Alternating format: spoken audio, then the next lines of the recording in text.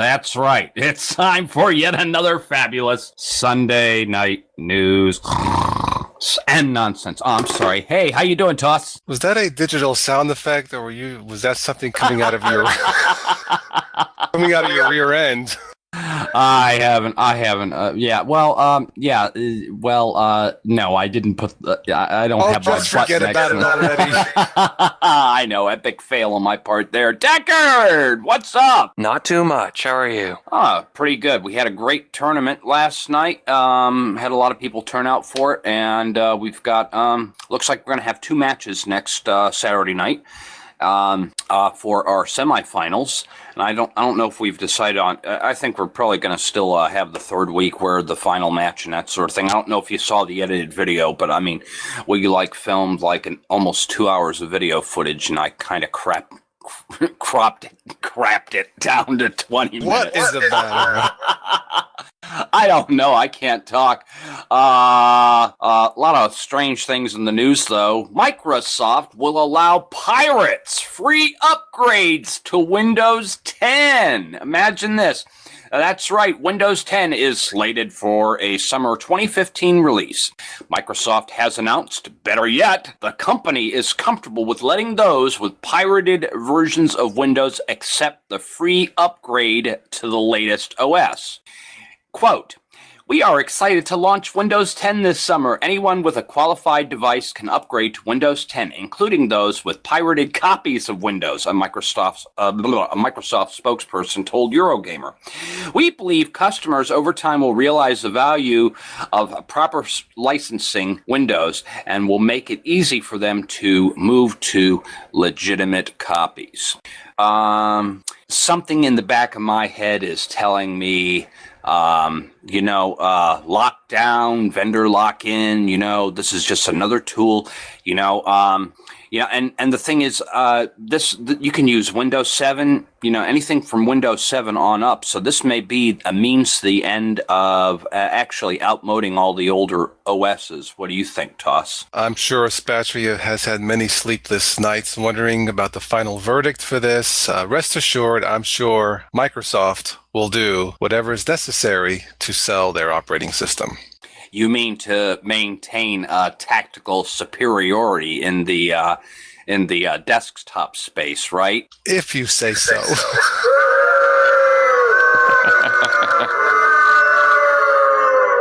Okay, and now that we've heard from the audience, what do you think about that, Deckard? Well, if anyone here really knows me, they'll know that I have a really thick tinfoil hat on when it comes to software. And one of the major concerns that I have is if they are allowing people to install Windows 10 on their pirated copy of Windows 7 or 8, that would mean that they would have to differentiate between what is legal and what is illegal, which means they know those people that have legally purchased the operating system and those that haven't legally purchased the operating system. And I got a little bit of a story here coming up just to expand upon this a little bit more, but they would know if you illegally purchased the operating system, and that could be something that could be leveraged against you. So if you're thinking about upgrading to it, I don't know. I personally wouldn't, especially if I have an illegal version of Windows 7 or 8. All right, and if your story ties into this, bring it on. Alrighty, Windows 10 will be introducing Windows Hello, which waves off passwords. So essentially, this is software that a lot of manufacturers... That reminds me of that video where they combined Windows CE, ME, and NT and came up with Windows Cement. Go on. So Windows Hello is something that a lot of manufacturers have been including in their products for a long time, especially Lenovo, which comes to mind. And essentially what this software is you can use facial recognition to unlock your machine rather than a password or a PIN or a stupid little drawing. So this is another thing that I'm really, really skeptical of.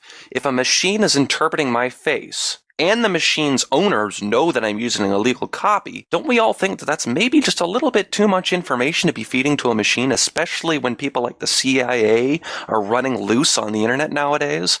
I don't know. Windows Hello, cool idea. In actuality, though, I would highly advise that you don't use it. Yeah, I don't know. What do you think about that, Toss? I guess I'll be using Windows Goodbye. The weakest link. Goodbye. And there you have it. All right, what you got, Thank you. Toss? Well, let's see. How about we go to some Linux Mint news? There's a new release for Linux Mint, the Debian edition. This is number 2. Betsy, the release candidate is out. If you guys wanted to try something different, not really designed for beginners, but I actually downloaded it, tested it 2-3 days ago in a virtual machine. I'll have a report later on this week. So far, it actually runs rather zippy in a virtual box. So another great release from the team at Linux Mint. And the thing is, the Debian edition that Linux Mint has, been releasing has been a pretty rock solid OS. I've had the opportunity to try it out, and most people that I've spoken to about it seem to have liked it quite a bit as well. Have you tried it, Deckard? I haven't tried it, no. Okay, I was just curious about that. Yeah, it seemed, it's semi-rolling. I don't think it's fully rolling. Right. Yeah, it's semi-rolling. I think once what happens is once it moves into the stable branch, then it's kind of locked down. But the thing is, you can enable the testing repositories again, and then just keep getting the testing updates and that sort of thing for it. So it's pretty cool. All right, well, more stuff about Microsoft in the news here. And this one is about Goofy UEFI. All right, and apparently, according to this report, somebody was speculating Linux's worst case scenario being Windows 10 makes secure boot mandatory and locks out other operating systems. Well, we've heard similar stuff like this before, but apparently when Windows 10 ships, apparently right now it's up to the OEMs. They can decide whether or not to lock down the UEFI to prevent you from using any OSs and that sort of thing. And I think in the next release, according to what we're seeing here, is they're going to make this supposedly optional. So it will be up to the OEM to decide whether or not to lock this down. This could be attractive to some manufacturers because they don't want people messing with the hardware. They want to dumb down everything. We see this all the time, especially with lockdown Android devices. Blah blah blah blah. And but will this cause much of a stir? I really don't know. What do you think, Toss? Yeah, I don't know. I understand the reasoning behind that. UEFI or Goofy, as we call it, is to prevent any kind of unauthorized access or malware from going into the boot sequence and ruining the operating system. But but like I said before, I think Mac computers have had this for years, so it does have its advantages. But to be fair, I suppose you should give the operator a choice of turning that off knowingly, only if you know that if you do turn it off, it's possible to mess something up or get some malware. But if you're cool with that, which I certainly am, and somebody else is, I'm sure many others, yeah, just for someone who is a beginner, knows nothing about this, maybe it's best they don't touch it. And if they want to try Linux, I believe, Spatry, even if that becomes locked, aren't they still able to create a USB bootable disk or stick and still try Linux? Well, the question is, are they going to even be able to boot it? And the thing is, there's also these trusted these TPM modules, and or as Richard Stallman calls it, treacherous computer. These are trusted computing chips and that sort of thing. And so basically, with UEFI support, okay, it must ship enabled with Windows. It must be UEFI version 2.31 compliant. Windows 10 desktop, it's OEM option whether to allow end users to turn off secure boot. Windows 10 mobile must not allow secure boot to be turned off on retail devices. UEFI secure boot databases must be configured per Windows 10 hardware requirements. And there's some protocol that needs to be enabled for EFI. Okay, and then this will have TPM requirements as well. The systems will require EK certificates. SHA 256 based PCR banks and bootloader firmware, and some other stuff. I don't even know what half of this stuff is. But go ahead.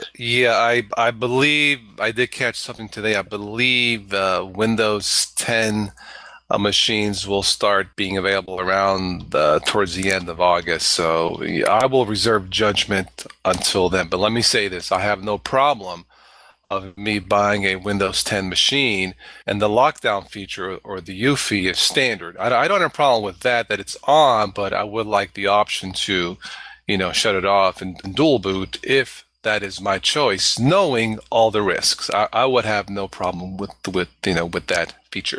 And that's exactly what the first thing I would be looking for whenever I hit a Best Buy or any other technology store and I got the salesman standing there and they got a floor model. Hey, show me how to shut off secure boot on this thing.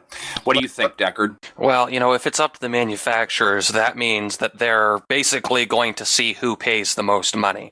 They're not going to intentionally lock out their users without being compensated for this sort of thing.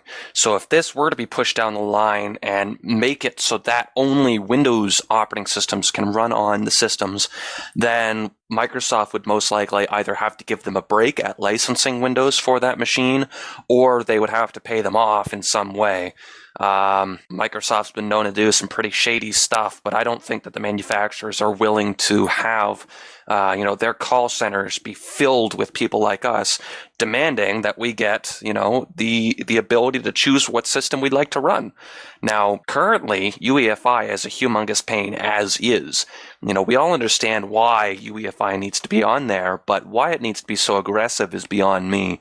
Personally, I have a machine with UEFI and I just shut it right off. I'm able to launch whatever operating system I like just with what they call the CSM or the legacy booting options. But if we do have manufacturers siding with Microsoft, it'll be across the whole board, and I'm almost going to guarantee that manufacturer will either switch their ways really, really quickly, or they'll, turn into dust and blow away. Yeah, and as a matter of fact, if you look out the window, you can see Microsoft's new fan club.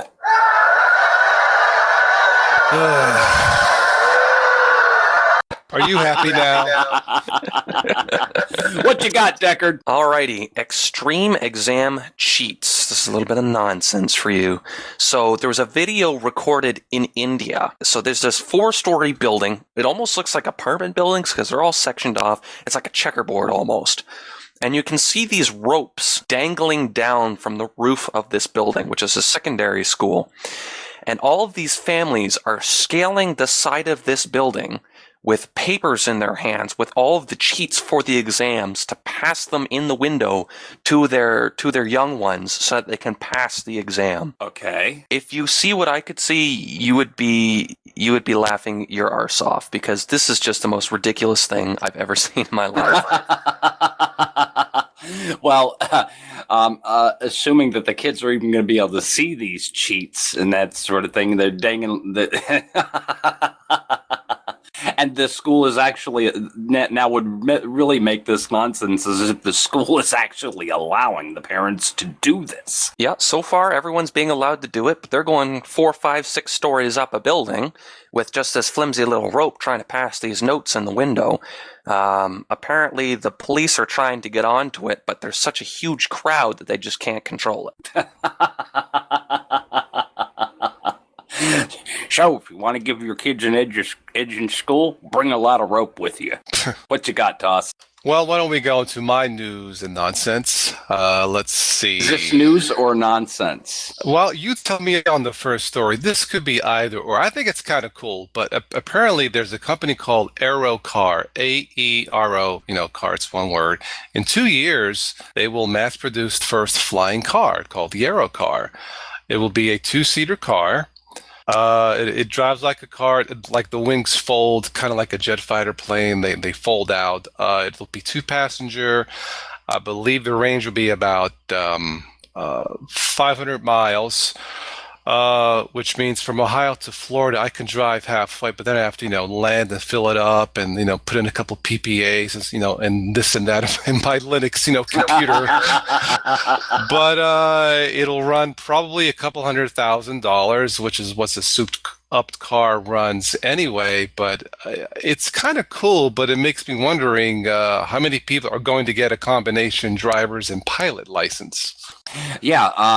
Well, it stands to reason if they were to come up with something like this, they would actually have, traffic lanes. I can't imagine. Well, does it state how high these vehicles will fly or whatnot?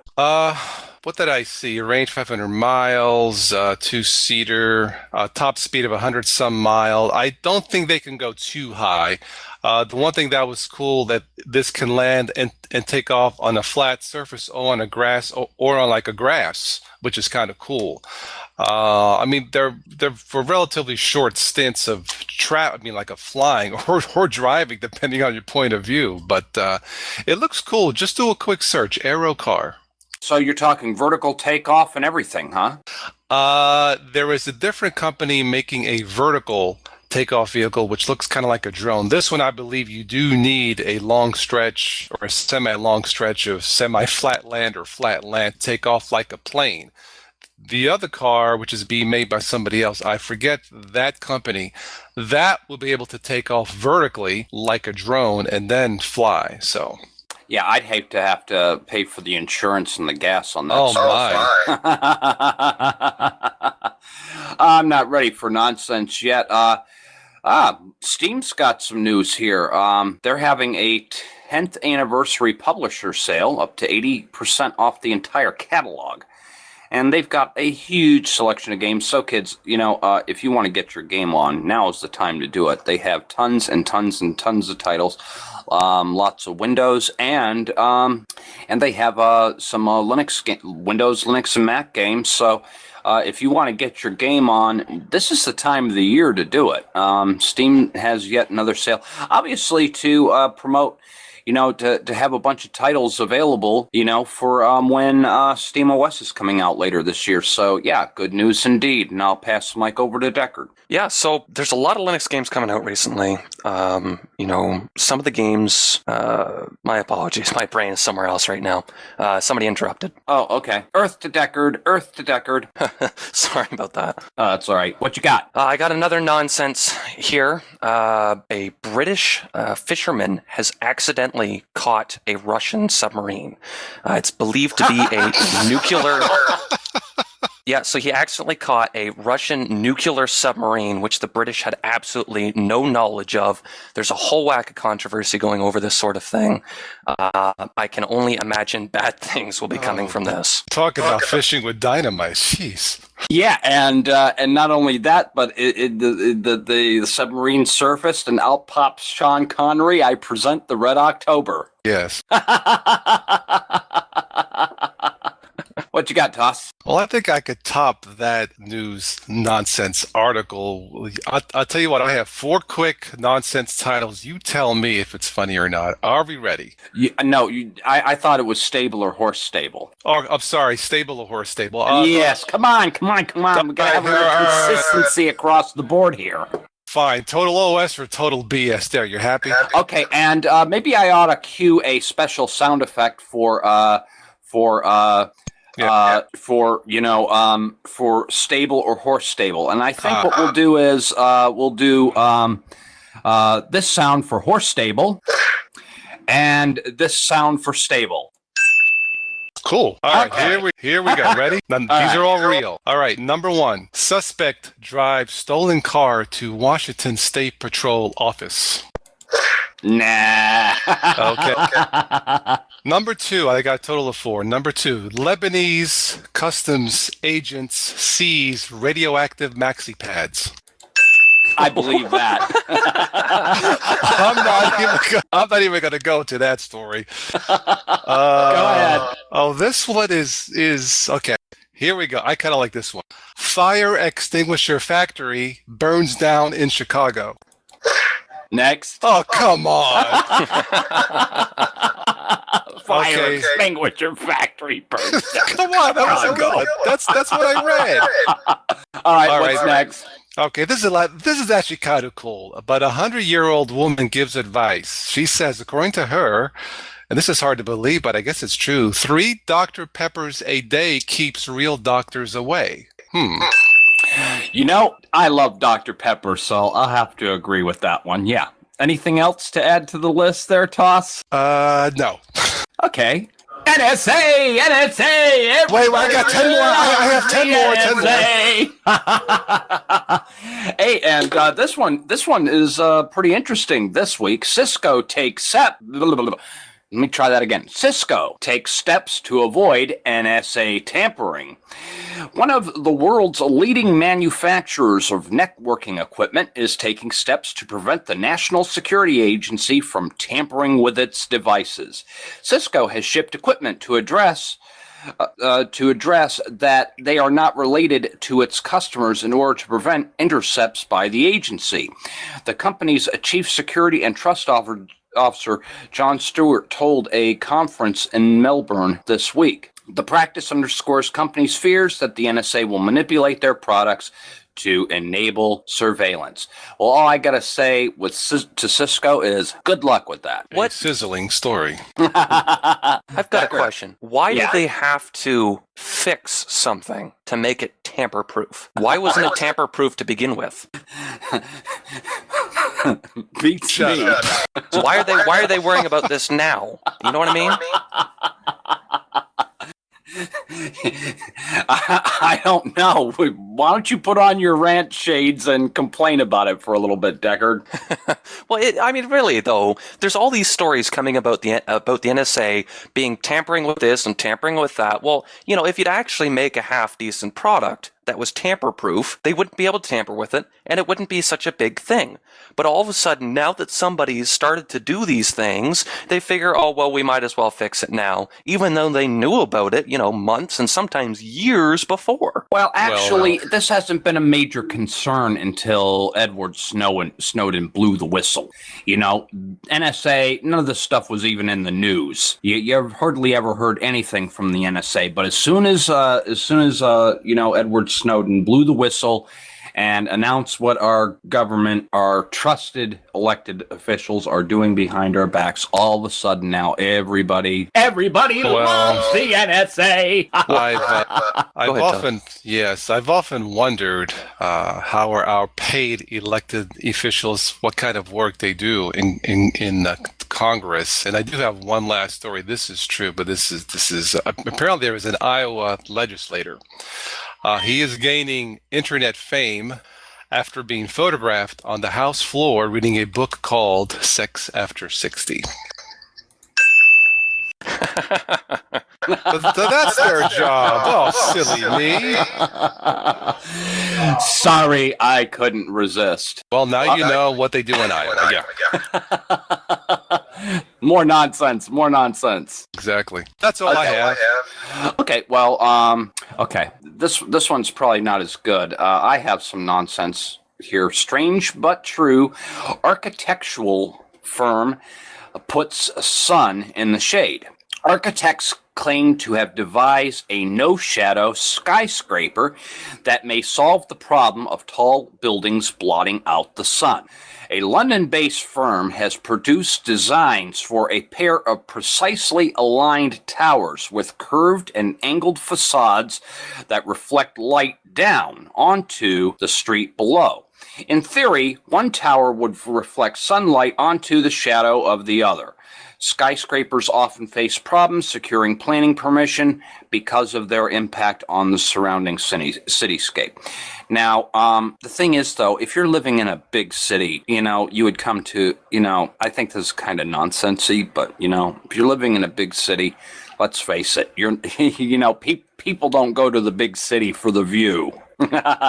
Maybe some people do. I don't know. There was a nonsense story close to it. If you remember, Spatchy, about a couple of years ago, a person's car, Mercedes, melted after he parked in a new section where the sun was amplified the heat off the skyscraper onto the side of his car like it had melted his car. Yeah, I was just about to say, with these curved things, would not that amplify the sunbeams and just completely, immediately burn you as soon as you get into the radius? Well, it depends, if they were to have if these designs were to incorporate lenses that amplify the sun, so when you're sitting across the street at Nancy's coffee shop, and everybody who has the window seats are getting third degree burns. Well, they're getting third degree burns from 5 minutes of exposure sitting in the coffee shop. well, look, this will be an ongoing topic of hot debate. All right. You guys got anything else, or do I need to pick a name out of the box here? I'm done. I got one more, and that's it. Before Deckard comes out with one, Mom is indisposed, so let me reach into my box here. And the winner of tonight's game is Ben. Ben Linux Fan is the winner, and you are the proud winner of this interesting looking game. It's got a weird title. It's called Lauren the Amazon Princess, which is a fantasy epic combining intricate turn-based battles with a heroic tale of overcoming evil. With a twist, in this tale, you play as a loyal servant of the hero rather than the hero herself. This game runs on your Mac or Windows or Linux box. So It's got a Steam key for that. And I appreciate everybody who joins us for these live shows. Deckard, what you got? Just one real quick thing, another thing to tie in with the NSA shenanigans. Apple's research kit. NSA. Sorry, I had to sing before. Yeah, if it's NSA news, yeah, go ahead. Apple's research kit could be goldmine for hackers. So apparently somebody's found a really big loophole in Apple's new health-oriented apps. So to give you a little bit of a background, these apps are being used, they're being targeted for hospitals. So if somebody comes in with asthma, they can get this app tailored to their specific condition. So it would tell you things like pollination and where you're currently at, if it's time to take a puffer or whatever else you may need to do, as well as training. So, you go to the gym, you can bring this app along with you, or how many steps you've taken, and that all ties into GPS locations.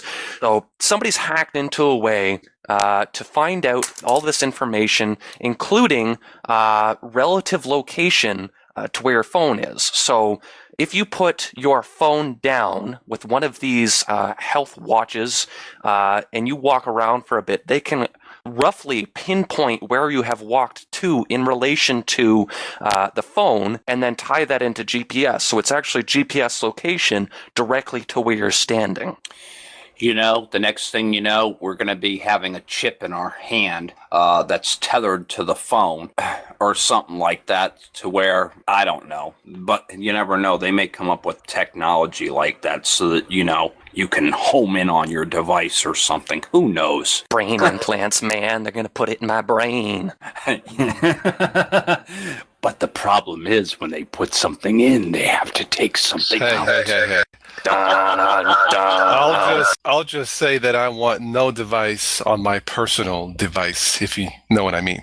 Oh, we're talking about the brain. We're not talking about anything else. But, they may have a device for that, too, eventually. Come on, Toss. Get your head out of the gutter. I'm done. All right. That was a wonderful show, don't you think? Oh, I'm sorry. Yeah, maybe next time. All right. Well, that was yet another fabulous Sunday night news and nonsense. Thank you, Deckard. Thank you, Deckard, and thank you, Toss, for joining me on the panel, and thanks to everybody who's joining us live in the listening room. We'll be back next Saturday night for round 2, or the semifinals of our Open Red Alert tournament. And then we'll also be playing a game of Star Conflict, and we'll be giving out more game prizes and that sort of thing. And then we'll be back again for next Sunday for another fabulous news and nonsense report. That's debatable, but yeah, go ahead. All right. Yeah, get a ding for that one. Well, that's all I've got. Peace out, everybody. Ciao. See ya.